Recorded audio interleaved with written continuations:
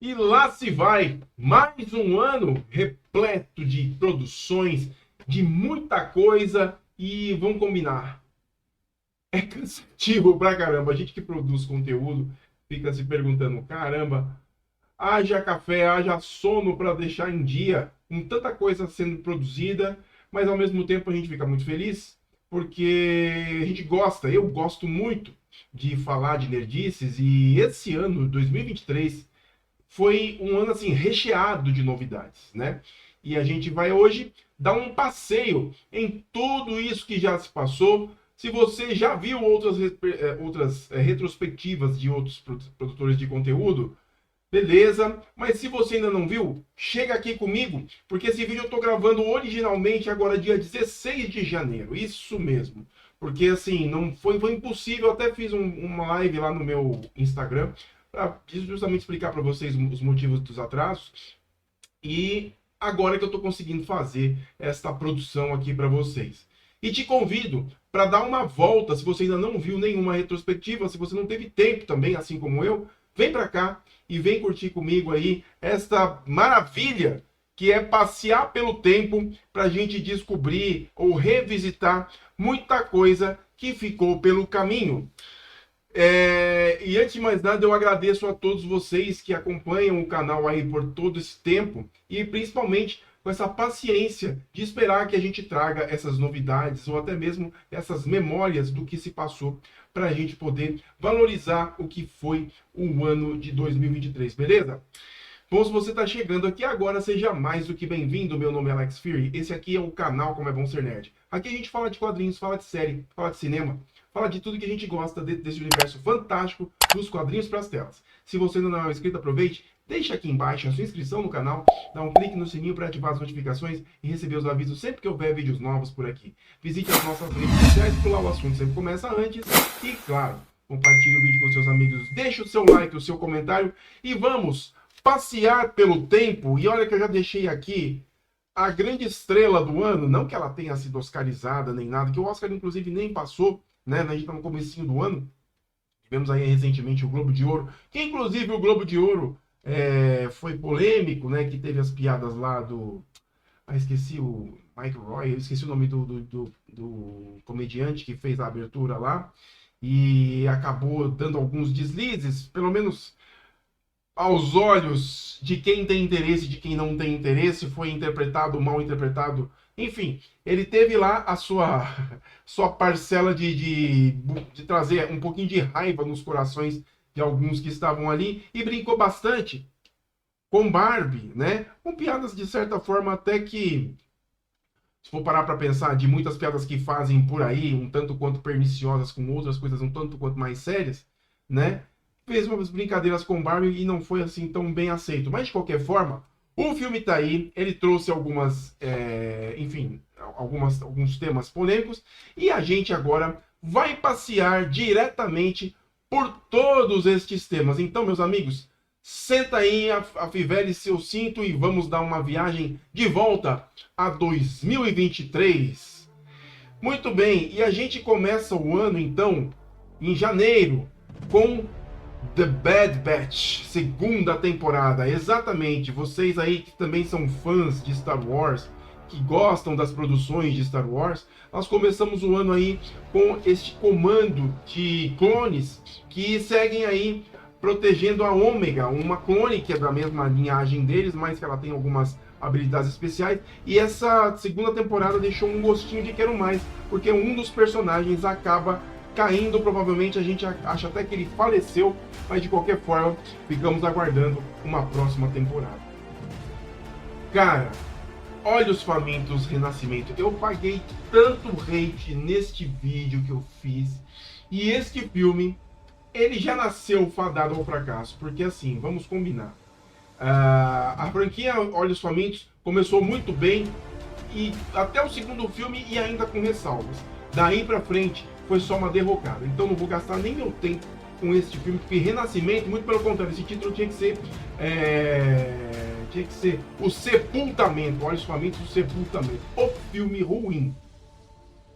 E aí, por falar em coisas que assustam, segunda temporada de From, foi no dia 10 de janeiro. Eu comecei ainda a temporada, a segunda temporada, não terminei, mas ela termina na primeira justamente naquele momento em que este personagem aqui, o xerife da cidade, encontra o Farol junto com aquela garota que tinha as visões. E daí pra frente, o que vem por aí, eu preciso ainda assistir. Tem muita coisa que eu vou passar pra vocês que eu não assisti e a gente vai comentar aos pouquinhos aqui, beleza?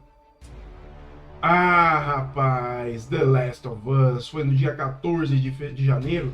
Que série incrível, a gente tem aqui um resumo de toda a série, inclusive dos detalhes, para quem nunca assistiu e nunca jogou, assim como eu, The Last of Us, tem um material especial que a gente deixou aqui explicando todo esse espetáculo. The Last of Us ainda não tem uma previsão da segunda temporada, mas as filmagens já estão acontecendo. Ela, a inteligência artificial em forma de garota, Megan, cara, eu comecei esse filme e não terminei também, mas é assim, o lobo em pele de cordeiro, né, cara? Imagina você ter uma garota que faz a companhia para sua filha e que de repente ela começa a criar uma vontade própria, inclusive com base no afeto que ela tem pela sua filha. E daí para frente, tudo que for possível ela fazer para protegê-la, ela vai fazer, inclusive matar você. Absurdamente insano, um filme assim que eu comecei a assistir para terminar e já estou empolgado para ver se vai haver uma continuação dessa história. Cara, esse filme, ele talvez não tenha o apelo nerd que a gente costuma fazer, mas ele é lindo. Eu assisti O Pior Vizinho do Mundo com Tom Hanks, uma história muito sensível, né? E eu vou falar para vocês, vale muito a pena vocês conferirem, porque é uma história que fala justamente, talvez, de pessoas que você tenha ao seu lado, que às vezes a gente faz um julgamento muito antecipado e sem saber o que realmente acontece com a vida dessa pessoa. O Pior Vizinho do Mundo abre os nossos olhos justamente para a sensibilidade humana, para entender justamente por que as pessoas são de tal jeito e não fazermos um julgamento antecipado até se provar o contrário. Alerta Máximo, esse é outro que eu comecei pelo Prime Video e não terminei, mas olha, é o retorno de Gerard Butler, junto aí com o Luke Cage, esqueci o nome do ator que faz o Luke Cage. O cara, ele é um piloto comercial que tem que pousar numa zona de guerra, né, acho que tipo faixa de Gaza, assim, e ele tem que dar o jeito dele de se proteger e proteger os passageiros desse avião, acredito que seja isso, beleza? E aí a gente termina e vamos para fevereiro. Em fevereiro, olha só, batem a porta. Mr. Night Shyamalan entregando mais uma história, mais um mistério que envolve aí a questão apocalíptica. Essas quatro pessoas, né, inclusive o Dave Bautista, o maior de todos aí, tá entre todos, que vão numa casa de campo e eles acabam cercando uma família, né, que é fadada a morrer de acordo com previsões apocalípticas que este grupo acredita que virão a acontecer. A Baleia, o filme oscarizado que deu o título aí, o Oscar, pro Brendan Fraser, né? Um filme que, assim, de certa forma está até mal classificado pelo Rotten Tomatoes, mas de qualquer forma, foi um filme que trouxe para ele o Oscar de melhor ator, se eu não me engano. E enfim, é um drama que fala justamente sobre a obesidade mórbida desse personagem e as relações familiares envolvidas a partir daí. Mia Goth faz aí Pearl, né? Que dá continuidade para o primeiro filme, que praticamente vai ser uma trilogia, né? Que depois desse Pearl vai ter a Maxine, vivido por ela também. Inclusive, recentemente, né, a Maxine teve uma polêmica dizendo aí que a Mia Goth deu um chute na cara de um dos figurantes do filme. E agora tá rolando um processão, um barulhão aí. Talvez ela vá pagar aí feio, como o próprio Jonathan Majors está pagando aí pela mancada que ele deu lá com a namorada dele. E aí, a Pearl é justamente a continuação deste filme. Não sei se vocês já assistiram. Chama X, né? Acho que a marca do medo, se eu não me engano. E aí a Mia Goth continua na personagem que iniciou neste filme. Lá na história inicial, eles são um grupo de atores e atrizes de filme pornô que vão para uma fazenda. E ali tem uma figura meio estranha que observa eles ali E isso acaba se tornando uma desgraça na vida deles, né? E a única sobrevivente daquele primeiro filme é ela, a Pearl, né? E aqui ela continua, provavelmente, com os traumas do que ela vivenciou ali. E depois teremos Maxine. E a novidade, aliás, a curiosidade, para quem não sabe, a Mia Goth, ela é neta da Maria Gladys, que é a atriz de novelas da Rede Globo. E aí começamos a fase 5, se não me engano. Dia 16 de fevereiro, Homem-Formiga e Vespa Quantumania, trazendo aí o Jonathan Majors na pele daquele que permanece. Opa, não é aquele que permanece lá no Loki, mas sim como Kang, o Conquistador, né? A gente vai para o Reino Quântico e vamos descobrir quem é Kang, de onde ele veio, de onde ele veio não, pelo menos por que ele está ali, quem ele é, mais ou menos. E assim, é mais ou menos mesmo, como eu disse, né? É uma história que deixou assim muito a desejar e algumas pontas bem soltas, mais soltas ainda depois de toda a polêmica do Jonathan Majors, que acabou agora sendo efetivamente demitido da Marvel depois de comprovada a sua culpa com relação ao seu problema com a sua namorada. E aí terminamos fevereiro e vamos para março. E março, ele, 1º de março, o Mandaloriano, 3ª temporada. E vamos combinar, começou bem e terminou meio que entregando a tocha, cara. Eu gostei muito, não vou mentir pra vocês, a 3ª temporada é muito boa. Tão boa, não melhor do que as outras, mas é boa também. Porém, o Mandaloriano, assim como... ele foi passando essa tocha, né? Ele meio que passou o sabre negro, né, pra... Esqueci o nome agora da Mandaloriana lá, que... Caramba, me esqueci. E ele termina essa temporada com um pai, assim, praticamente desassociado completamente de todas as aventuras espaciais que ele teve. Tá certo que ele vivenciou, junto com todos os outros Mandalorianos, uma batalha absurda, né? Lá em Mandalor, a gente vai para Mandalor, a gente conhece muito mais, a gente reconquista Mandalor, né? Faz o batismo do pequeno Grogu nas águas mandalorianas e a gente termina de uma forma muito branda. Inclusive, a promessa é que a 4ª temporada nem aconteça e que sim se entregue uma aventura cinematográfica do Mandaloriano e do pequeno Grogu. E os caras saíram na mão. Tem mais Jonathan Majors, Creed 3 em 2 de março, né? A franquia Creed, inclusive, é uma coisa que desagrada bastante agora o Sylvester Stallone, que é o grande criador de todo esse universo do boxe, do Rocky Balboa, né? Ele não teve pitaco nessa história aqui, tá? E agora toda essa história acaba ficando só aí, né, com o personagem. E a gente não sabe se mais pra frente o Sylvester Stallone retorna, né? Enfim. Esse filme, muita gente falou, nossa, Alexandre, que porcaria, mas eu gostei bastante. No dia 9 de março, 65 Ameaça Pré-Histórica, conta a história deste viajante das estrelas que acaba caindo num planeta lotado de criaturas gigantescas, né? Na verdade, esse 65, ele é 65 mil anos depois de que esse personagem chegou na Terra, na época, inclusive, do período Cretácico, do período dos dinossauros. E, cara, você só se toca disso depois, porque quando a história termina, quando eles conseguem se salvar, o tempo vai passando e você vê que eles são os primeiros que pisaram aqui, antes de qualquer coisa. Eles são considerados os extraterrestres, entre aspas, que passaram pelo planeta depois, antes, inclusive, que o grande asteroide caísse aqui e dizimasse toda a espécie dos dinossauros. O Pânico 7 não 6, cara, não gastei meu tempo. Francamente, pra mim, o Pânico 6, ele é só mais um para poder preencher. Se vocês assistirem e falar, pô, Alexandre, que injustiça, falando um negócio desse, que é um filme tão legal, cara, eu não gostei nem dos primeiros, cara. Eu só pus aqui porque, assim, a gente tem que falar do que passou e não pode deixar passar. Agora, dia 17 de março, Shazam, Fúria dos Deuses. Pois é, gente, foi em 2023. A sensação de que esse filme já passou há muito tempo e de que não tinha, e que já tá velho e tudo mais, é porque ele não cativou, né? E assim, a história não é tão ruim, né?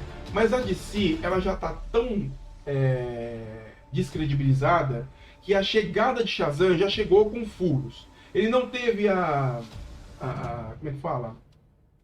A divulgação comercial necessária para ganhar hype. Parece que ele foi feito e deixado de lado. E assim ele ficou. Foi um flop. E obviamente não teremos mais. É um dos filmes que da fase DCU encerra no caminho aqui. E no dia 22 de março, uma série que é incrível. Eu gosto muito. Que é com o Marco Pigossi, né? Que tá à frente aí, ele é o protagonista. Que é a Cidade Invisível, foi a segunda temporada da Netflix. Para quem não conhece, Cidade Invisível fala sobre nossa cultura brasileira, falando do nosso folclore e os personagens fantásticos do nosso folclore. Se você reparar aqui do lado esquerdo da imagem, uma pessoa na penumbra, meio só escura, com a cabeça em chamas, ela é o Curupira, exatamente. São os nossos personagens aí do nosso folclore. E aí a gente vai para 23 de março, John Wick 4, Baba Yaga. Que filmaço, cara! Quando você olha para um filme desse, você olha para tudo isso que passou, você fala, deixa pra lá, e eu quero John Wick. Cara, você não tem fôlego para esse filme. É ação do 0 ao 1000, cara. É um filmaço que conta aí justamente quais as consequências depois de John Wick ter matado alguém dentro do Hotel Continental e com todos os assassinos atrás dele. E ele vai atrás dos amigos, compromete os amigos, e no meio de tudo isso é tiro, porrada e bomba, honestamente. E vamos combinar, é lindo de ver ele matando a safadeza dos bandidos, cara. É muito bacana. E aí, um filme assim... meio que fora do contexto, né? O Urso do Pó Branco, cara. Essa história é um urso, acho que na Califórnia, se não me engano, essa história. E enfim, acaba um transporte de drogas que passa por ali, acaba deixando cair cocaína, né? E o bicho vê os pacotes e o que acontece? Ele cheira tudo aquilo. E o que acontece? Ele fica malucaço, muito louco, ele sai matando à vontade. É um filme assim, pra não pensar, tá? Abril, cara, vamos combinar. Trilha sonora, visual, dublagem. Que filmaço que foi Super Mario Bros. O filme, dia 5 de abril. Eu não assisti na estreia, mas assisti aqui em casa. Que espetáculo. Olha só, eu nunca fui de jogar Mario Bros. Muito menos Donkey Kong. Eu joguei aqui no Atari, cara, quando eu era garoto, bem garoto. E olha só, eu sou do tempo do Atari. E o que eu vi aqui? Muita entrega, de muita referência de todas as passagens e evoluções que esse personagem teve, estes personagens tiveram, ao longo da evolução dos videogames, né? Então você tem o Mario Kart, você tem o Donkey Kong junto com o Mario, tem muita coisa aqui acontecendo, fora os personagenzinhos que compõem todo esse universo, né? Que dão os poderes, as evoluções dos personagens, muito bacana. Temos aí dublagem de Chris Pratt, né, que acho que é pro Mario, se eu não me engano. E o Jack Black. O Jack Black, se eu não me engano, acho que é um grande vilão aqui. Eu esqueci o nome do vilão. Enfim, é tudo muito bacana. São mundos assim incríveis. Vale muito a pena se você não assistiu Super Mario Bros. O filme. O Exorcista do Papa, cara. Eu fiquei meio assim pra esse filme, até por conta da temática tá desgastada e tudo mais. E assim, por ser Russell Crowe, eu comprei. E, francamente, não é nada absurdo, não é assustador. Tem sim essa parada da possessão que já é comum nos filmes que a gente já conhece. Não conta nenhuma novidade, tá? Ele é um exorcista renomado do Vaticano, que é convocado para fazer uma sessão de exorcismo que ele mesmo duvida ser exorcismo, até chegar lá e comprovar o que realmente está acontecendo, tá? O Russell Crowe está muito bem no papel, mas é uma história bem genérica. Ela é baseada em fatos reais, mas de qualquer forma não encanta tanto assim. Mas é uma boa diversão para quem estiver interessado. Dungeons and Dragons, Honra entre Ladrões. Cara, eu assisti esse filme só até a parte onde aparecem os personagens do Caverna do Dragão. Depois, cara, é um descompromisso. Não sei, porque assim, eu posso estar falando de alguma coisa, porque por isso que eu falo. Culturalmente, existem coisas que nos atraem enquanto brasileiros. Que é a Caverna do Dragão. A clássica Caverna do Dragão. Os garotos lá que se perdem no parque de diversões. Aqui eles aparecem, mas eles não são foco, porque lá nos Estados Unidos, a Caverna do Dragão não teve o mesmo hype que teve aqui no Brasil. Portanto, esses personagens são os que representam para eles lá. Então, francamente, foi um filme assim que eu posso deletar com muita facilidade. 19 de abril, Power Rangers, foi na Netflix, o filme da Netflix, agora e sempre. Nostálgico, né, cara? Porque trouxe aí muita coisa dos elementos antigos aí de Power Rangers, inclusive lembrando os Power Rangers que já morreram, os atores que já morreram. Foi basicamente uma comemoração, uma nostalgia de se assistir. Aliás, o Megazord, todo o visual do filme, ele é muito apela bastante pro formato do que era os episódios da série original de Power Rangers. Vale muito a pena vocês assistirem. Ah, meu amigo, aí você passa mal, porque se você é como eu dos anos 80 e já assistiu o Evil Dead, daquele lá com Bruce Campbell, lá na cabana, né? Que ele abre o livro dos mortos, que eles abrem o livro dos mortos e a coisa começa a pegar. Imagine isso na cidade, num bairro periférico abandonado, num edifício condenado a ser demolido, e num prédio onde não tem iluminação melhor, que está tudo decadente, e eis que uma mulher é possuída por uma dessas criaturas, porque o seu filho, que não tem sossego, vai lá e acha o livro dos mortos e recita as palavras que trazem todos os demônios pra cima dela. Coitada, cara. E é ela que paga o preço por isso. Todo mundo acaba pagando, né? Esse filme, eu vou falar pra vocês, é de arrepiar. Eu vou contar pra vocês, é um dos melhores filmes de terror de 2023. Seguramente vale muito a pena vocês assistirem. Aconselho que vocês assistirem todos os outros Evil Dead antes desse, mas vocês não vão... não tem nenhuma referência que faça você mudar alguns... Aliás, tem alguns elementos sim, né? Tem alguns elementos clássicos dos primeiros filmes, mas você só vai sacar se você assistir. Mesmo assim, dá pra você assistir sem buscar os antigos. Filmaço, galera, filmaço. Enquanto a gente tá num filmaço, a gente cai na desgraça, né? 27 de abril, Os Cavaleiros do Zodíaco, o início. E eu vou falar pra vocês, é o início do fim. Não quero ver mais isso. Que ofensa. Desculpa, eu não fiz comentário do filme diretamente, mas faço aqui agora rapidamente. Que ofensa, e olha só, eu sou um daqueles que assistiu Cavaleiros do Zodíaco, mas há muito tempo atrás, né? Eu tive que apelar muito pro meu amigo Rodrigo, que é fãzaço, conhece bastante da base de Cavaleiros. E juntos fomos ao cinema assistir, e cara, que desperdício de ingresso foi ver este filme. Olha, se arrependimento matasse, eu já não estaria nem falando aqui com vocês. Filme perdido no tempo, cara. Nada a ver. O Seiya não disse a que veio. Um universo completamente desconexo. As histórias não batem. Não tem. O começo da história é até bacana, que você vê lá os Cavaleiros de Ouro e tudo mais em batalha. Mas depois disso, você cai na desgraça. Não vale a pena. Se você quiser assistir para matar o seu tempo e dar umas boas risadas, fique à vontade. Mas olha, se você é fã, você sabe muito bem o que eu estou querendo dizer aqui. Sweet Tooth, né? Segunda temporada. Eu comecei a assistir, vocês sabem que é a história do garotinho híbrido que vive numa sociedade onde tem várias criaturas híbridas, né? Híbridas animais, né? E eles são perseguidos por isso. Assim, não tem muito o que falar de Sweet Tooth, né? Ele é um personagem aí da DC, inclusive, do centro da DC. Tá pra sair agora a terceira temporada. E foi aí no dia 27 de abril. Quem quiser fazer algum comentário sobre Sweet Tooth, fique à vontade. Eu assisti só um pouquinho e não fui pra frente. Assisti a primeira temporada, não foi tão hypado assim pra mim. Mas de qualquer forma, tá aí. Sweet Tooth também fez parte dessa história de 2023. Vamos pra maio. E vamos lá para Renfield, né? Renfield, se vocês não sabem, é o nome do assistente do Conde Drácula, né? E o Conde Drácula é vivido aí pelo cara exagerada do Nicolas Cage, né?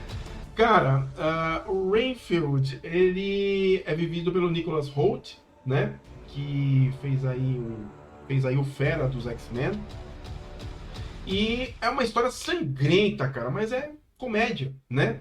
Por isso que a gente fala aí, Renfield dando sangue pro chefe, porque é o Renfield que consegue todo o acesso das vítimas pro Drácula, né? Bom, é uma história que eu também comecei e não terminei, mas de qualquer forma, Nicolas Cage sempre vale uma boa risada por conta das caretas e dos exageros interpretativos que ele tem. Meu amigo, 4 de maio, Star Wars Visions, que grata surpresa não, que gratidão a gente ter uma produção assim. Star Wars Visions, segunda temporada, trouxe mais histórias paralelas desse universo incrível que eu sou suspeito para falar, adoro Star Wars. E aqui a gente tem a possibilidade de viajar entre outros mundos, entre os Sith e os dotados da Força, como que eles lidam com tudo isso. Muito bacana, vale muito a pena assistir. E a gente tem uma despedida aqui. 4 de maio, os Guardiões da Galáxia Volume 3 se despedem do cenário galáctico e da Marvel, fechando aí a trajetória de James Gunn na Casa das Ideias, que migrou, obviamente, para a DC. E aqui, Peter Quill, Groot, a Gamora, enfim, todos os personagens deste universo vivem uma aventura onde o auto-evolucionário é o grande vilão. De qualquer forma, uma história belíssima que encerra assim, de uma forma muito sensível e realmente dá a grandiosidade que este grupo, que chegou assim, categoria Z dos personagens da Marvel, e deixou pra gente muita saudade e esperamos vê-los de volta. Aliás, a cena pós-créditos deixa tudo isso muito bem claro. Por falar em exagero, 18 de maio, Velozes e Furiosos 10, e agora o Momoa. O Momoa tá na produção, galera, tá? Eu não vi, não. Eu não vi, tem até a Brie Larson, tá? A Brie Larson tá na produção, tá tudo aí. Tem, se não me engano, tem até o Alan Hitchens, né? Enfim. Cara, é Velozes e Furiosos, né? É filme pra não pensar, tá? Simples assim. E aí uma gracinha, cara, 25 de maio, A Pequena Sereia. Pô, Alexandre, você não é nerd, cara? Pô, cara, nerdice é muito expansivo, não precisa depender apenas de filmes de ficção científica ou de outras coisas fantásticas. A gente tem aqui A Pequena Sereia, que é uma história belíssima da Pequena Sereia Ariel, que luta pelo direito de conhecer o seu grande amor, que vive para além das profundezas, vive no mundo dos humanos. E é a história que a gente já conhece, só que muito belíssimas canções, né?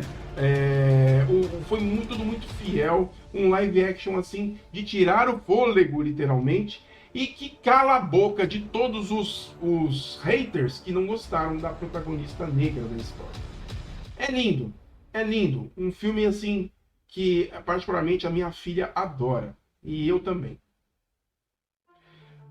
Meus amigos, 28 de abril a gente é surpreendido por um filme que eu vou contar. É insano, cara. É Bastardos Inglórios, assim, nas mãos de um único cara. Sisu, que tá no Google Play. Eu não achei nenhum outro streaming, só no Google Play.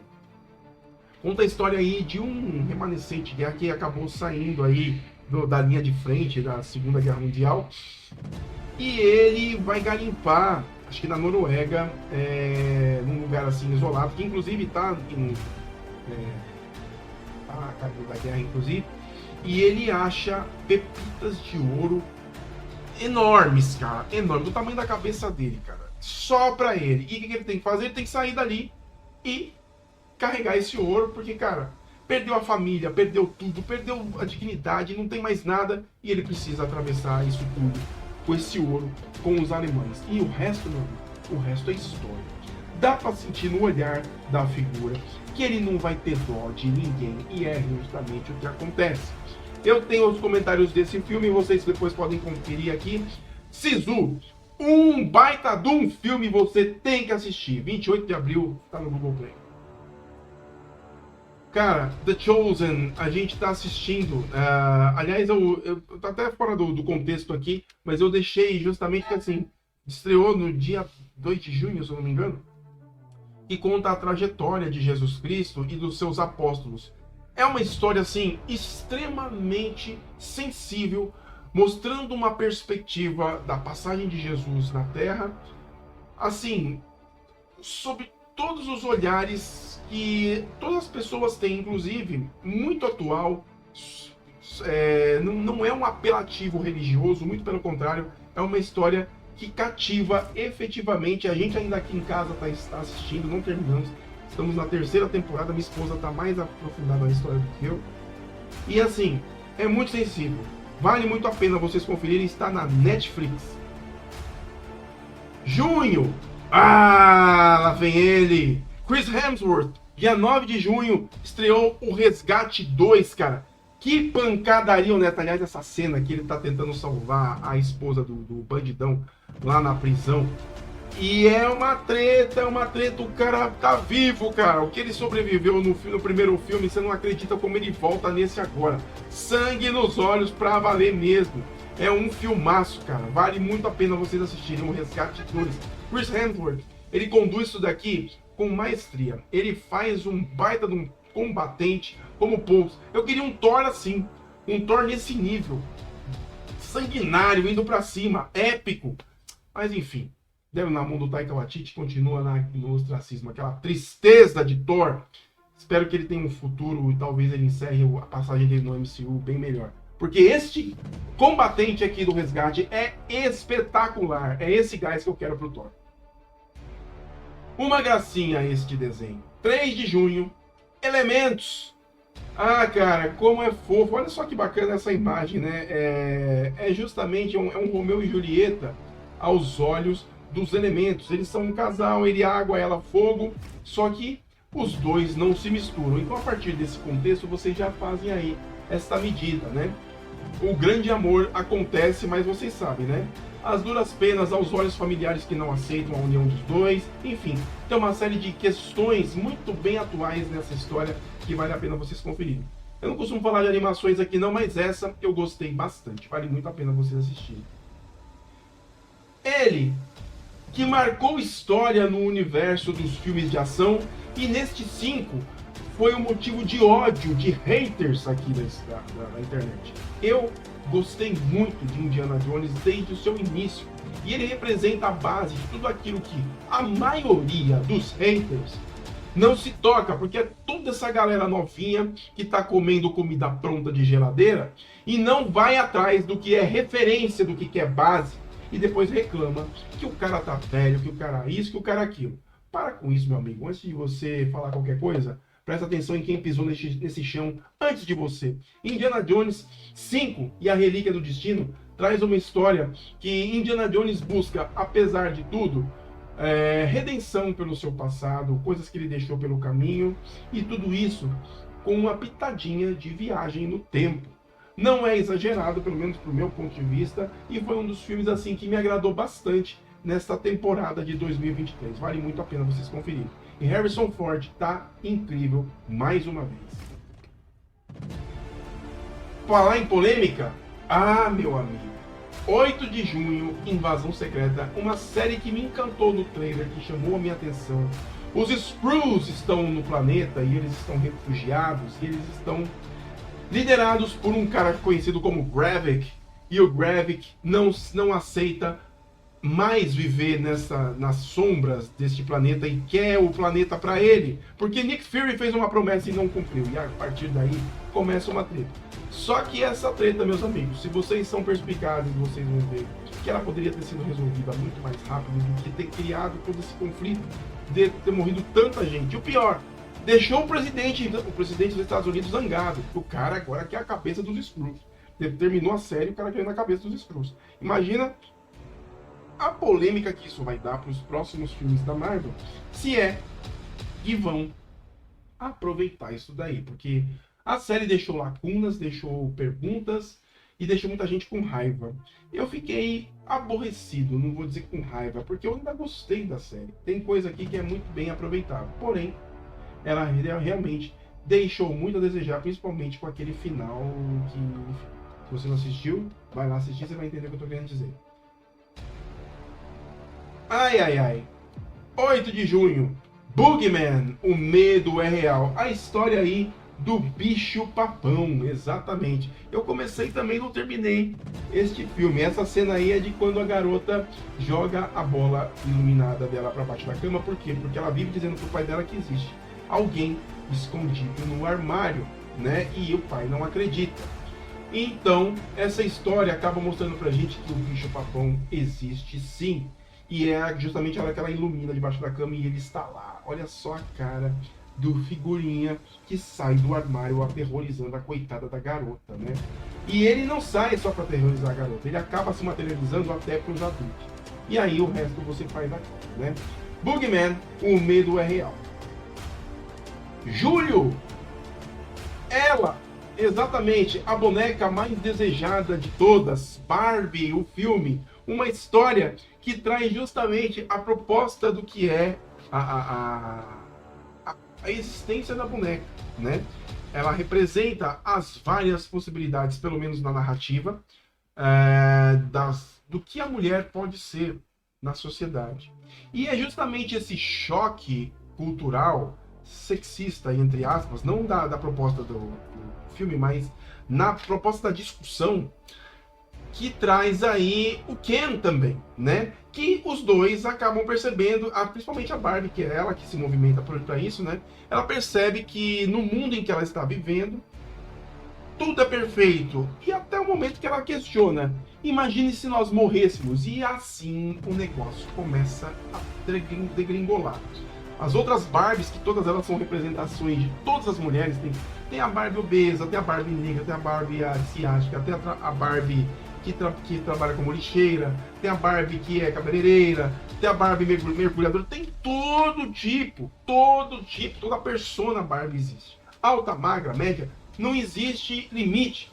E nesse mundo ela é a única, que ela é o padrão, ela é a Barbie modelo, a Barbie padrão, que não se conforma com isso e resolve sair dali do mundo Barbie pro resto do mundo real para descobrir o que acontece. E junto com ela vai o Ken, que vai entrar também com discussões sobre o patriarcado masculino e tudo mais.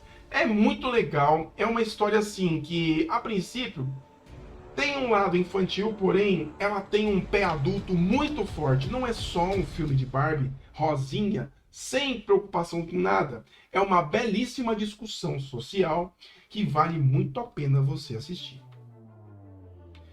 E junto com ela, o seu parceiro, Oppenheimer, que conta a história aí de Oppenheimer, que é o criador da bomba atômica. Uma história aí criada e filmada aí filmada pelo Christopher Nolan, baseada na história desse grande cientista, né, que deixou um legado de morte, se for pensar em poder bélico, né? Eu deixei essa foto justamente pela expressão da culpa que Oppenheimer carrega no seu coração depois de saber qual o destino da sua invenção nas mãos daqueles que querem oprimir. Oppenheimer é um filme obrigatório e vocês precisam assistir. Aliás, ele saiu justamente na mesma época, né, que a Barbie. E assim, são duas histórias que batem justamente duas discussões, apesar de ter graus de importância por pontos de vista completamente diferentes, mas com importâncias grandiosas, né? Aliás, o Oppenheimer foi o grande premiado aí no Globo de Ouro e os caras ficaram meio pé assim por conta de Barbie não ter sido. Enfim, vai entender. Filminho, tá? Eu só tô pondo aqui porque eu comecei indo de paciência de ir pra frente. E olha só, Rosário Dawson, né? Owen Wilson, né? Danny DeVito. Os caras estão com elenco de peso. 14 de julho, A Casa Mal Assombrada tá no Disney Plus. Historinha, tá? Os efeitos estão razoáveis e tudo mais. Mas historinha, Owen Wilson estão aí na imagem fazendo biquinho o tempo todo. E não me conformo, inclusive, da Rosário Dawson ter topado fazer. Talvez pela grana, inclusive. Mas enfim, uma história razoável, um filme de Disney mal assombrado. Ah, cara, não vou nem seguir aqui, vamos pra frente. Ah, e aí, olha só. 14 de julho, Sobrenatural, A Porta Vermelha. Essa história, assim, o Patrick Wilson está de volta, né? E dessa vez o filho dele está mais velho. E eles vão buscar por respostas a partir desta Porta Vermelha. E eles vão encarar este demônio que infernizou a vida deles por toda a franquia Sobrenatural, né? Enfim, vale muito a pena assistir. É outro filme também que eu comecei e não terminei. Preciso terminar para depois fazer um comentário aqui com você. Vale muito a pena. Gostei do início justamente por trazer elementos dos outros filmes. Muito bom. Missão Impossível, Acerto de Contas, cara. Eu também comecei, né, e não terminei. Gostei da cena de ação. Eu parei naquela parte que o Tom Cruise é deixado de lado pela... esqueci o nome da atriz que fez a Carter, né? A agente Carter. Quando eles estão passando uma perseguição lá de BMW, eles acabam pegando aquele é um Cinquecento amarelo, e ele tem lá uns gadgets que a própria Missão Impossível deixou pro Tom Cruise. Bem espionagem 007 mesmo. Gostei bastante, mas não terminei ainda. É o tipo de filme, galera, que apesar de ser uma continuação dessa franquia enorme que o Tom Cruise está gerenciando há muitos anos, é um filme assim que tem lá, você só identifica que é o Missão Impossível mesmo pelo grupo dos personagens que estão sempre ali com o Tom Cruise. Agora, a história se propõe a contar partes que ficaram para trás dos outros filmes. E, francamente, eu não me lembro. E quando eu assisto Missão Impossível, eu assisto pela ação. Assim, gente, é isso mesmo. Não fico me preocupando com a história, não. Eu quero ver a ação, me interesso razoavelmente pela trama, mas o principal é ver as loucuras que o Tom Cruise faz e a partir daí. E vamos para agosto, um mês que tem 200 dias. E a gente abre com o Mega Tubarão 2, em 3 de agosto, né? Continua a história aí, os caras estão lá, agora tem financiamento, tem uma baita de um complexo que monitora os Meg, eles sabem onde tem os Meg, e eles vão lá agora tentar domar os Meg, e não dá, cara. Como é que você vai tomar um bicho desse tamanho que tá atrás aí da imagem? Olha o tamanho da boca do cara. Não dá pra domar um monstro desse tamanho. E eles tentam fazer isso, eles vão lá pro fundo do mar, outras criaturas gigantescas estão lá também, muita gente morre, e Jason Statham surfa na boca do bicho. É aquilo lá, entendeu? Vamos que vamos. Ah! Esse, eu vou falar pra vocês, é de arrepiar. Fale comigo. Eu assisti no Prime, cara. Eu não pus aqui, mas tá no Prime. Eu assisti no Prime Video. Fale Comigo é a história de um grupo de jovens descompromissados. Eles estão lá, é período aí enfim, não é nem faculdade, né? Colegial. E inconsequentes, estão lá fazendo brincadeiras na internet e eles veem que tem um cara que carrega uma mão de gesso e essa mão te dá contato com os mortos, né? Com os espíritos. E o que acontece? Essa garota, ela precisa de popularidade, aquela coisa quer ser popular e tudo mais, e acaba se sujeitando à brincadeira da mão. É uma forma mais absurda da brincadeira do copo, só que com uma mão. E qual que é a regra? Esta vela que você está vendo aí do lado direito, você acende para abrir o portal entre os mortos. E a mão é a conexão para que você acesse esse mundo dos mortos. Você segura essa mão e você diz: fale comigo. E abre os seus olhos. Você vai enxergar uma penada na sua frente esperando você dizer o seguinte: pode entrar. Quando isso acontece, entra. E aí você tem 60 segundos para ficar com o negócio. Terminando isso, você tem que apagar a vela para terminar a sua conexão e não ficar possuído. Só que você sabe que todo filme de terror, a regra sempre é quebrada. E os resultados dessa regra quebrada são absurdamente aterrorizantes. Vale muito a pena vocês assistir por esses dias todinho o filme, e ele termina com uma reviravolta que você fala: caramba, eu já vi isso em algum lugar, só que aqui tá muito melhor. Vale muito a pena assistir. Besouro Azul, outro filme da DC que tem a promessa de continuar agora no universo do James Gunn. Besouro Azul, que trouxe aí o Xolo Madureira e a Bruna Marquezine protagonizando uma história de um herói que lembra bastante a estrutura do Homem-Aranha que a gente conhece. Porém, o Besouro Azul, ele tem um carisma porque ele é mexicano, ele tem uma coisa periférica, ele é uma pessoa dentro do universo americano, né? Dentro do mundo, enfim, do imperialismo americano, ele é um marginal, né? E ele acaba recebendo essa armadura, né? Que acaba dando a ele a oportunidade de ir mais além. E é um filme que eu gostei demais. Eu fiz um comentário aqui no canal, inclusive, vale a pena vocês conferirem depois. E só que ele não teve o cartaz que merecia. Foi mais um filme da DC que as pessoas torceram o nariz. Qual que é o problema de tudo isso? As pessoas têm o hábito de reclamar daquilo que não conhecem. E principalmente depois, quando as coisas começam a degringolar, perde-se a credibilidade. O que aconteceu?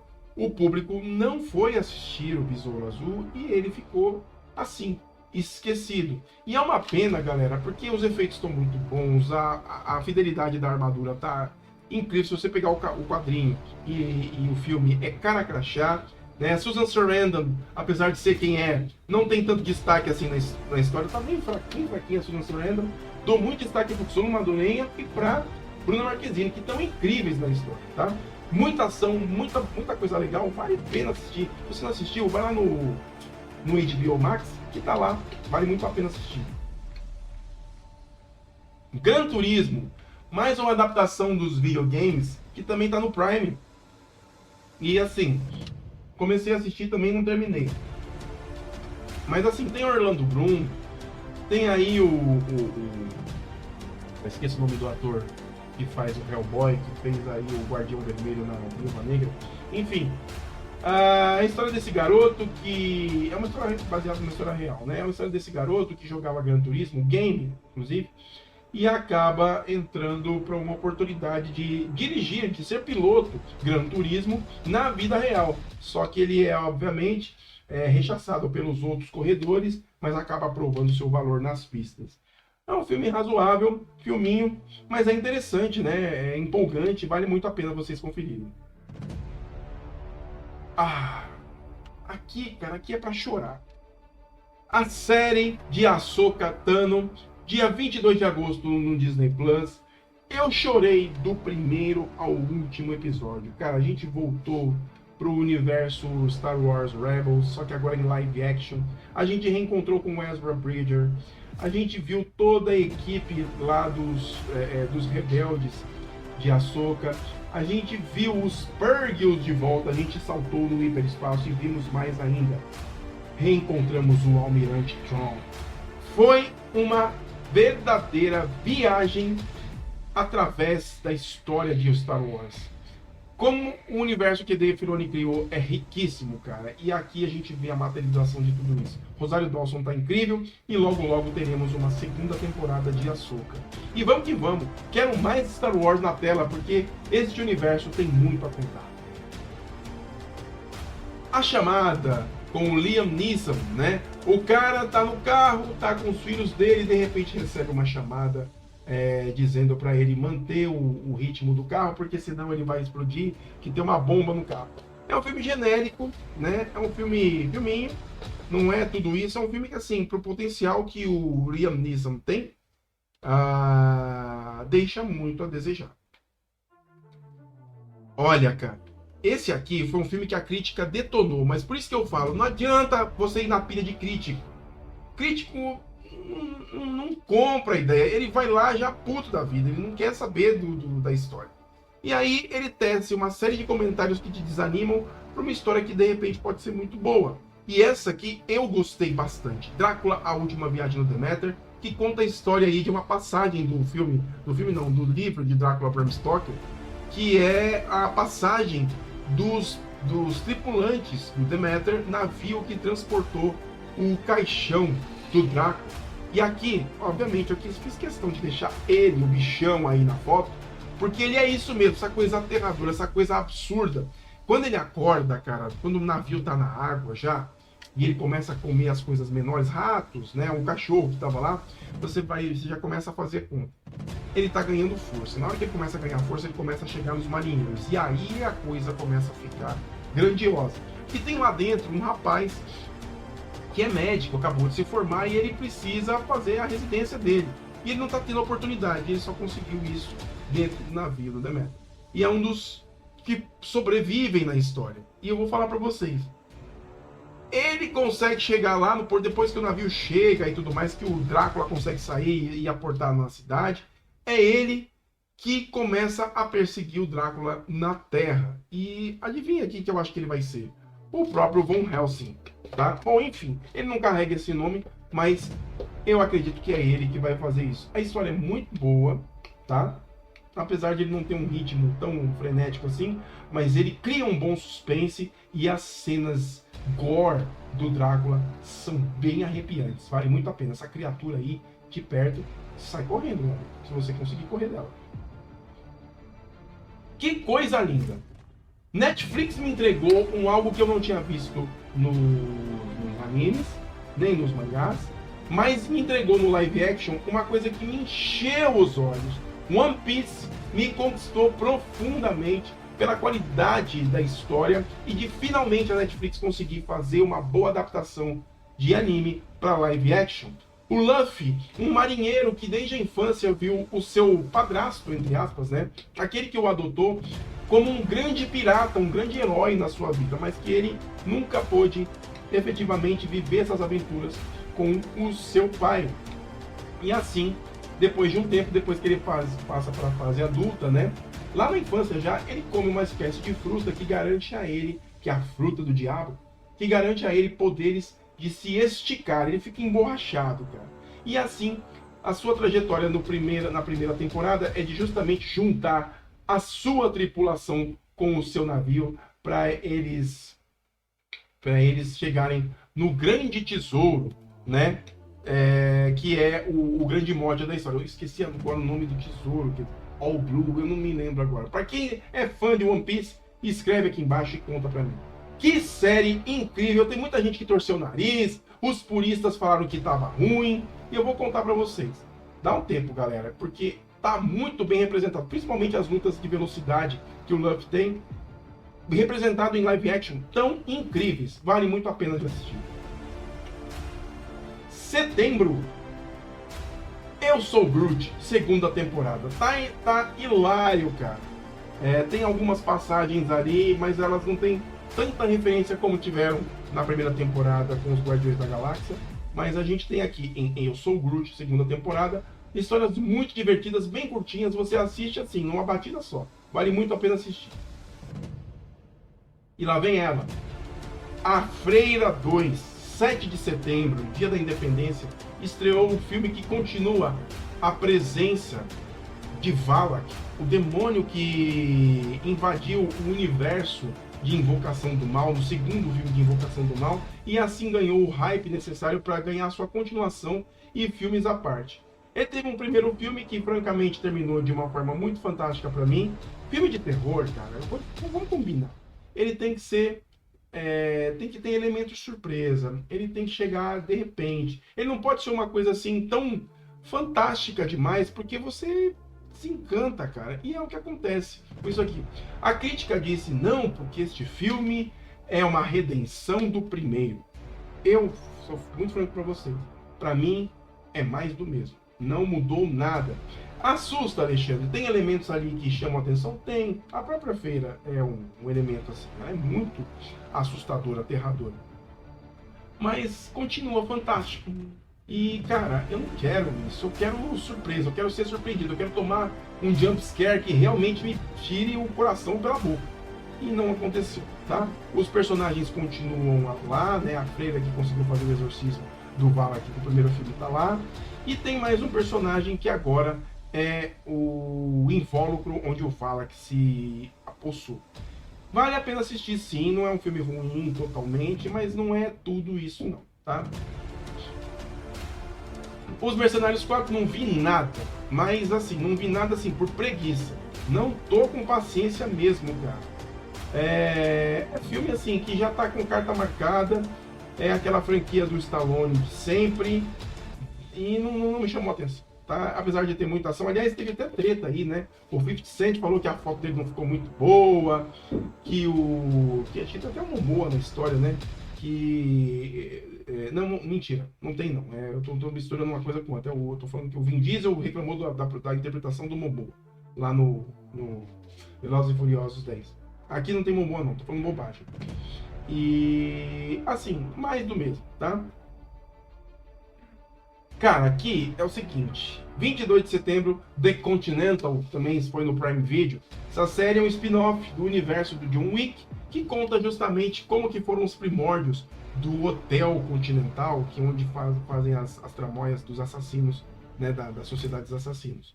E aqui é o Winston, jovem, como ele começou, né, como que ele era, de onde ele veio e como ele conquistou o direito de ser o regente do Continental, né? E tem o Mel Gibson na história, ele que é o regente do Continental nesse momento. E tem muita coisa aí, só que assim, é uma série com poucos episódios, tem 4 episódios, se não me engano. Conta muito rápido um universo, uma história que merecia mais profundidade, mas acaba sendo entregue de qualquer jeito. É interessante em alguns momentos, tem uma trilha sonora frenética, gostei demais da trilha sonora, tem alguns momentos muito empolgantes, mas assim, chega uma hora que você começa a cansar da série, francamente. O final, até que dá pra levar, mas não é tudo isso não, vale a pena assistir. Jogos Mortais eu não assisti não, tá? Vou ser muito sincero pra vocês. Mas essa cena dos Jogos Mortais 10, 28 de setembro, é arrepiante. A história fala justamente lá do Jigsaw, e ele tem um sobrinho, cara. E ele sofre um acidente, esse sobrinho vai lá, vai passar por um processo cirúrgico, não, os caras vão cuidar do menino, fazer uma promessa infundada, e não acontece nada, acho que o garoto morre, se eu não me engano, né? Ou fica sem andar pra sempre, não sei. Por isso que eu tô falando, eu não assisti. E o que acontece? O Jigsaw vai atrás dessa equipe médica que inventou a história e não ajudou quem deveria ajudar. E ele faz justamente todos eles pagarem por aquilo que eles estão fazendo, que é vender mentiras médicas, que inclusive eles estão fazendo com muita gente por aí. E o resultado é isso aí que vocês estão vendo pra pior. Cara, esse filme é lindo. Deixa eu voltar aqui. A Resistência, cara, conta essa história num futuro distópico, né?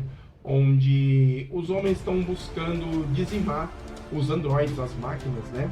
E eles criaram uma espécie de arma que fica flutuando no espaço, que ela fica monitorando os lugares onde existem esses remanescentes. Mas por que a humanidade ficou com tanta raiva dos androides? No passado, a inteligência artificial criada pelo homem usou desse próprio aparelho, acho que é a OMAC, se eu não me engano, e o OMAC acaba jogando uma bomba, várias bombas em Los Angeles, dizimando a cidade e criando um holocausto nuclear, né?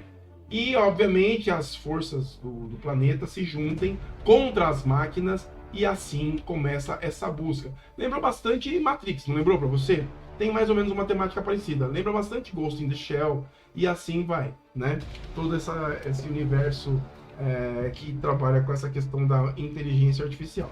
Mas a forma como esse personagem do... eu só sei que o sobrenome dele termina com Williams. Ele cria um laço muito forte com essa criança androide, que ela é a tal inteligência artificial que estava sendo procurada para ser destruída. Por que eles querem destruir essa inteligência artificial? Porque esse garotinho, apesar de ter essa aparência bem frágil, ele controla tudo com um toque das mãos, apenas com um gesto das mãos. Ele é muito poderoso. E a única coisa que ele quer, a liberdade para as máquinas poderem viver em paz. É a única coisa que ele quer, enquanto os humanos estão lá tentando surrupiar tudo e pilhar os caras. Final da história, só assistir. Vale muito a pena assistir. Meus amigos, GenV, no Prime Video também, 28 de setembro, trouxe esse grupo de jovens que estuda na Universidade de Godolphin, que é nada mais nada menos um centro de treinamento para todos os futuros super-heróis que vão compor a Torre do Sete, financiados pelas empresas Ford, né? E eles todos estão nessa universidade. E, cara, o que você acha que no universo egocêntrico de grandes heróis, de super-heróis que não estão nem aí para você, vai acontecer? Vai acontecer a mesma coisa. Aliás, quero destacar o papel para um personagem que durou pouco tempo, mas ele aparece em outros episódios, que é o filho do Arnold Schwarzenegger, que faz aí o Golden Boy, um herói super poderoso que cria uma energia solar no próprio corpo e acaba se matando na história, que é justamente a partir da morte dele que toda a trama começa a seguir, né? Mas ainda assim, a gente percebe que tem elementos nessa série que estão diretamente conectados lá com The Boys. A personagem principal, cara, ela tem um nome tipo Peter Parker, eu esqueci agora o nome dela, que é bem simples, né? E ela tem poderes de manipular glóbulos sanguíneos. Teve um personagem em The Boys que tem o mesmo poder e está em um alto escalão da política americana.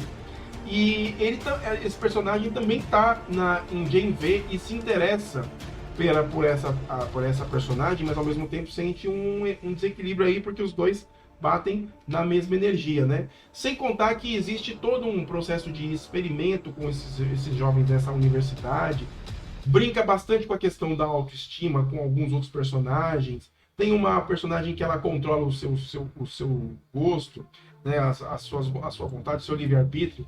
Enfim, é espetacular. Uma das séries mais incríveis que eu assisti esse ano foi Gen V. Vale muito a pena assistir.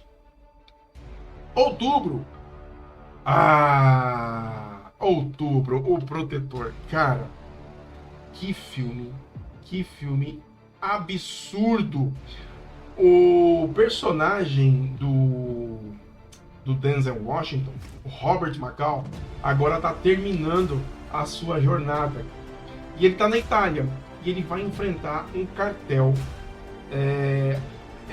italiano, se eu não me engano. Aliás, ele abre o filme detonando um monte de gente num cartel ali, e ele desperta a raiva num outro cartel aí. Eu não terminei de assistir. Comecei a assistir aqui também, mas já gostei, porque tem a Dakota Fanning de volta, né? Ela tá num outro patamar agora, tá numa situação bem melhor, porque no primeiro filme ele salva ela da prostituição, se eu não me engano, né? Não é nem ela, é aquela garota lá que fez o Kick-Ass, né? Se eu não me engano. Enfim, O Protetor 3, capítulo final. Bora assistir, galera, que esse filme é muito bom. Agora aqui, apesar de eu não ter assistido completamente, 26 de outubro, Pluto, é uma história que fala justamente do Astro Boy, só que sobre outra perspectiva, né? Também uma história que fala sobre um futuro distópico, onde as máquinas estão sendo destruídas, e ele é justamente o salvador de tudo isso. É aquele que quer mostrar para a sociedade que máquinas e humanos podem viver em harmonia. Só que o que destaca nessa história é a forma que isso está sendo contextualizado. É a sensibilidade posta dentro desse contexto histórico, que eleva ainda mais a essência do que foi o Astro Boy dos clássicos dos animes de antigamente.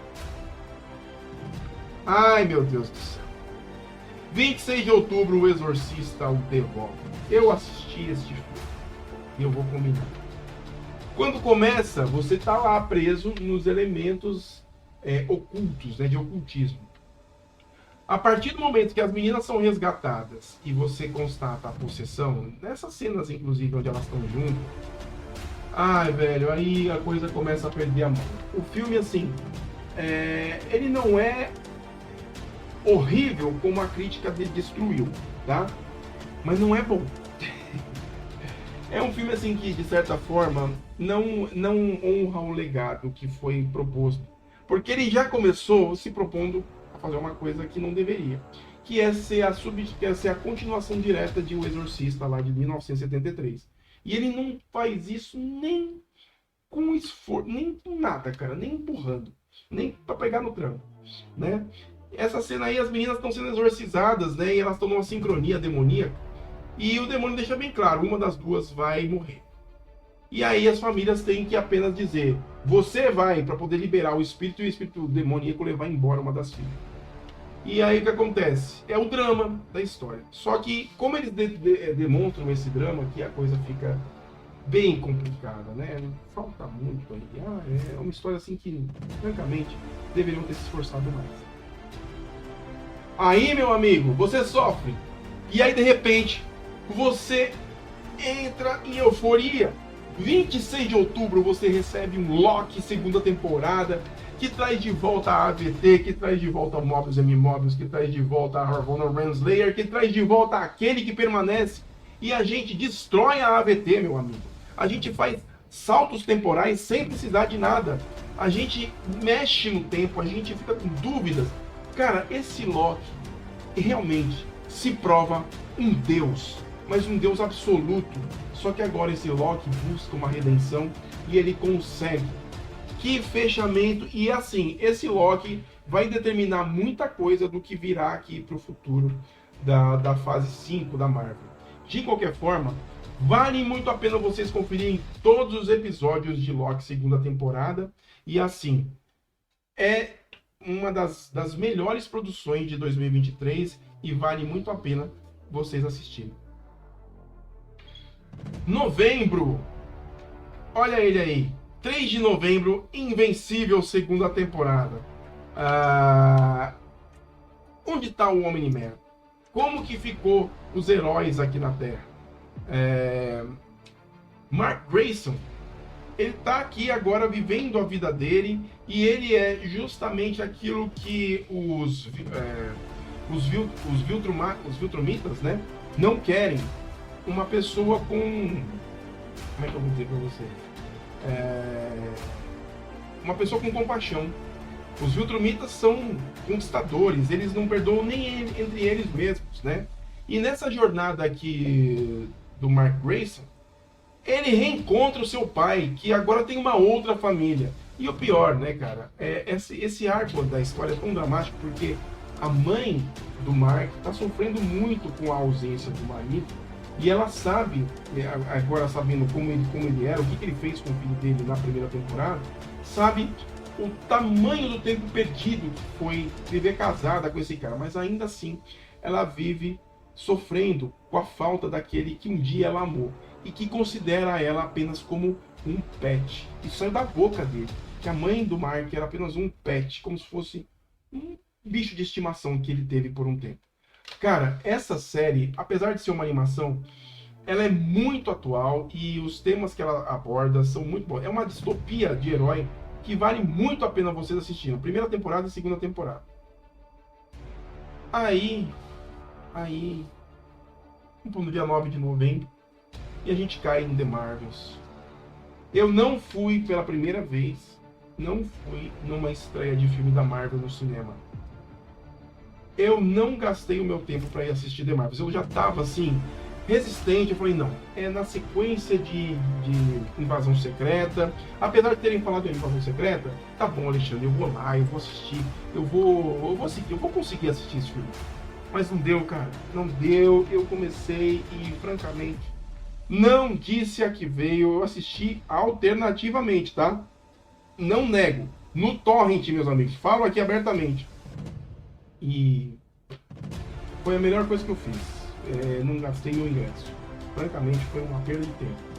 A reviravolta final, né, a cena pós-créditos, dá aí um apelo para que o filme seja hypado um pouco mais, mas mesmo assim, apesar de tudo aquilo, o filme ainda não disse a que veio.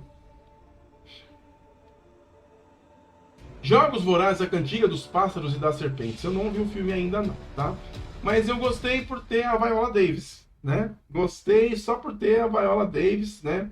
Conta aí os primórdios deste universo aí dos Jogos Vorazes. E ela é a mestre de cerimônias desse processo do dia 15 de novembro. Não vou falar muito porque eu não sei muita coisa do filme. E o ano vai acabando. Dezembro. E em dezembro tivemos aí Wonka, 7 de dezembro, o Willy Wonka, que é vivido agora aí pelo Timothée Chalamet, que é o grande herói aí de Duna, e ele faz um Willy Wonka completamente mais amável, mais carismático, um Willy Wonka que lembra bastante o Willy Wonka lá de Gene Wilder, né, do famoso,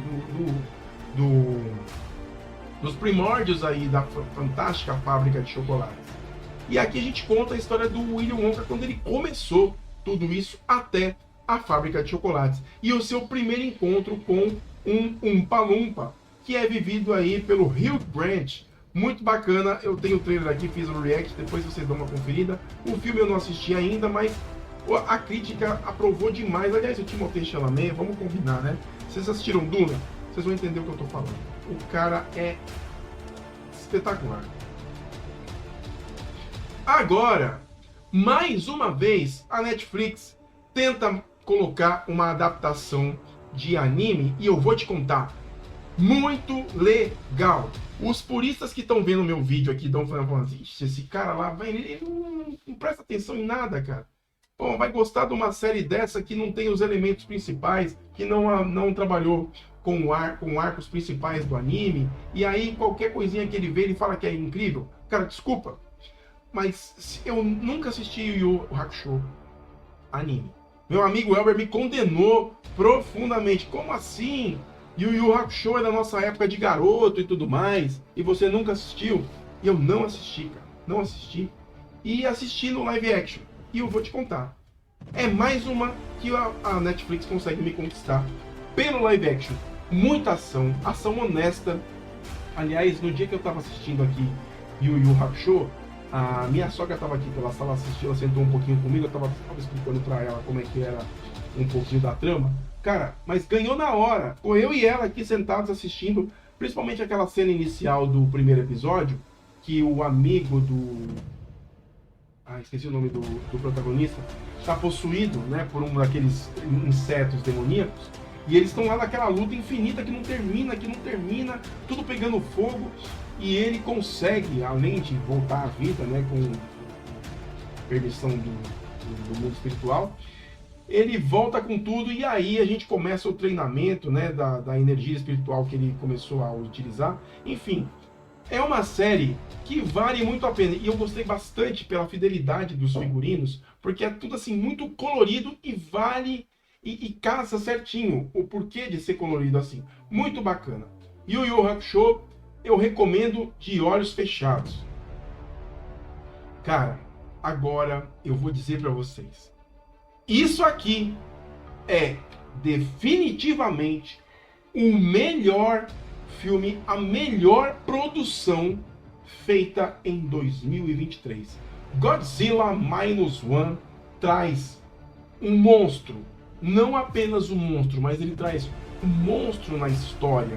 A guerra que o Japão viveu, a desgraça que as pessoas viveram, e de repente serem pegas por uma criatura desse tamanho, que é fruto justamente dos experimentos que essa guerra trouxe, e como que o drama humano finalmente tem a sua devida importância dentro desse universo. Cara, Godzilla Minus One, eu assisti depois da estreia, fui correndo assistir lá na Avenida Paulista, lá no Conjunto Nacional, fiz até um vídeo no meu Instagram, depois se quiser dar uma passadinha lá pra ver.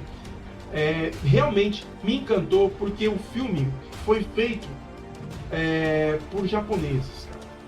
Foi uma produção japonesa, foi a Tsuburaya, se eu não me engano, que fez a produção, e é o Godzilla raiz mesmo, cara.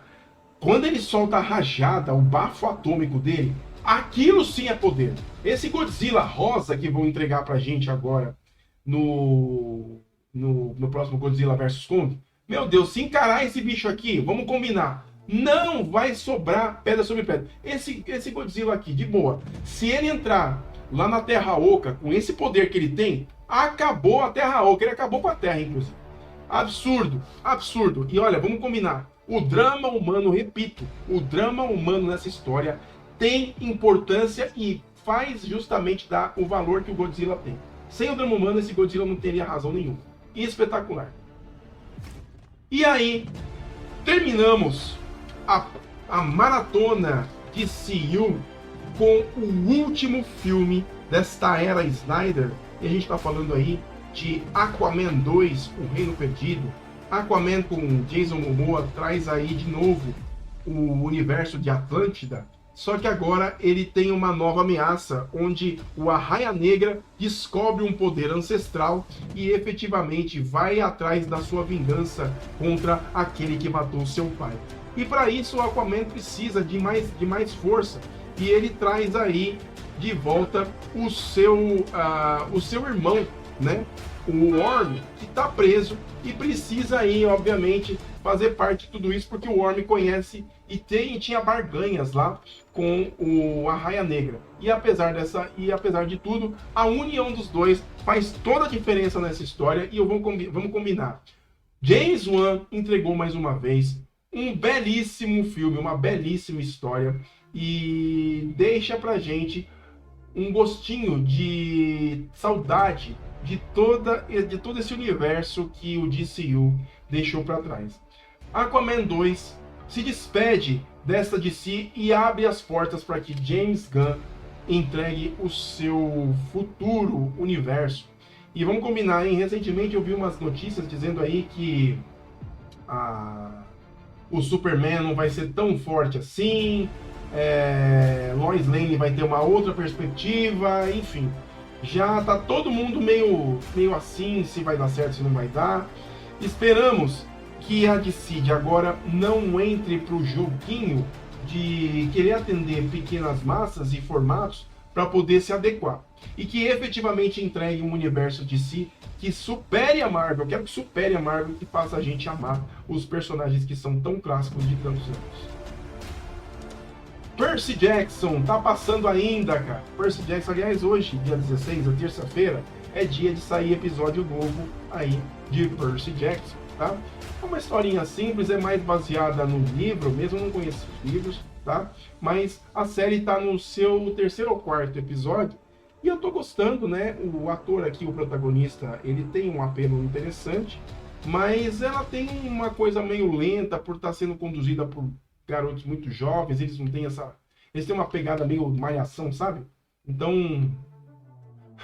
não me chama tanta atenção assim, mas de qualquer forma tá aí, Percy Jackson no 4º episódio indo adiante.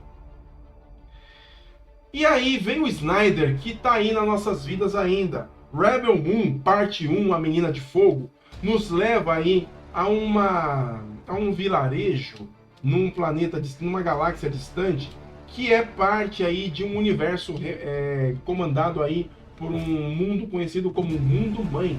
Esse Mundo Mãe governa galáxias e surrupia os recursos naturais dessas galáxias.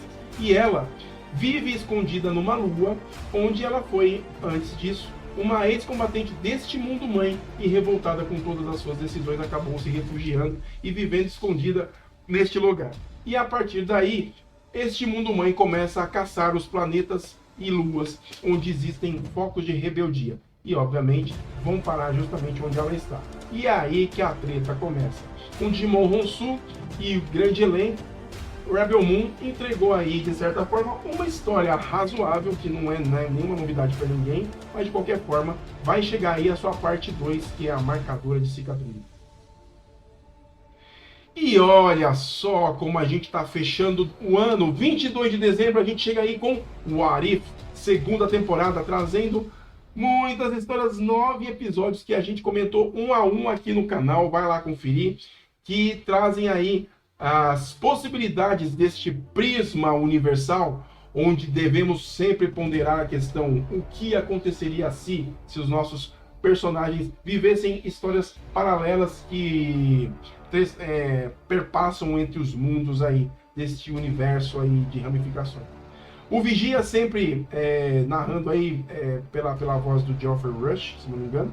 Geoffrey Rush? Se não me engano? Não sei se é o Geoffrey Rush. Tô falando besteira. Mas assim, confiram inclusive o episódio do Homem de Ferro em Sakaar, que esse é absurdo. Ele é um dos melhores episódios da série. A série toda é muito boa, inclusive o episódio lá da Índia, que eu me esqueci, da Kahori, né? Que é outro episódio incrível. Aliás, a série toda é incrível, mas dá uma conferida, vocês vão entender o porquê do que eu tô falando. E é assim que a gente encerra tudo isso, e vamos combinar, meus amigos, que passeio incrível que foi 2023. Eu espero que vocês tenham gostado dessa nossa maratona de produções. Se eu esqueci alguma coisa, deixa aqui embaixo nos comentários. E antes de mais nada, um feliz ano novo para todos vocês. Esperamos aí que a gente siga firme e forte com novas produções. E fique esperto, que ainda tem um vídeo falando sobre as produções de 2024, beleza? É isso, galera. Eu vou ficando por aqui. Deixa aqui embaixo o seu comentário e diz aí pra mim o que vocês gostariam de ver para mais aí em 2024, beleza? Meu nome é Alex Fury, um grande abraço para vocês e até mais no nosso próximo vídeo.